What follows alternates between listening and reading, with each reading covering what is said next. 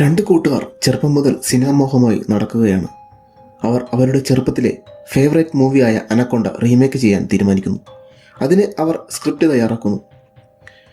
$2.5 million ബഡ്ജറ്റിട്ട പടത്തിന് ബാങ്കുകാർ കൊടുക്കുന്നത് പക്ഷേ $9,400 അവർ വളരെ ബഡ്ജറ്റ് കുറച്ച് പടമെടുക്കാൻ ആമസോൺ കാട്ടിലേക്ക് പുറപ്പെടുന്നു. അവിടുന്ന് അവർ ഒരു അനാക്കോണ്ട പാമ്പിനെയും അതിൻ്റെ ട്രെയിനറിനെയും കിട്ടുന്നു.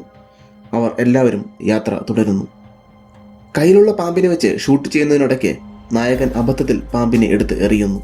ബോട്ടിൻ്റെ പ്രൊപ്പല്ലറിൽ തട്ടി അത് ചത്തുപോകുന്നു.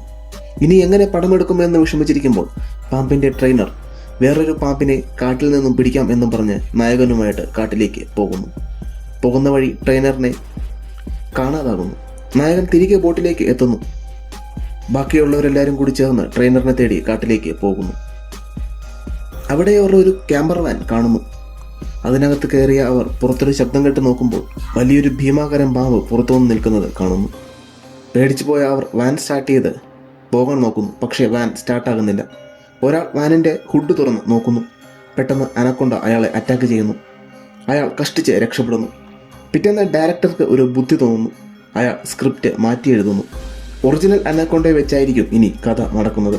അതിനാൽ അവർ കാട്ടിലേക്ക് പോകുന്നു. പെട്ടെന്ന് മുകളിൽ നിന്നും വന്ന അനക്കൊണ്ട ഡയറക്ടറിനെ കടിച്ചുകൊണ്ട് പോകുന്നു. പക്ഷേ അനാക്കൊണ്ട അയാളെ പുറത്തേക്ക് തുപ്പിയിടുന്നു.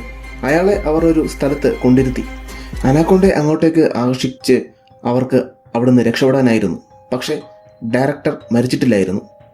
അയാൾ എഴുന്നേറ്റപ്പോഴേക്കും അനാക്കൊണ്ട അയാളെ ആക്രമിക്കുന്നു. അയാൾ പക്ഷേ രക്ഷപ്പെടുന്നു.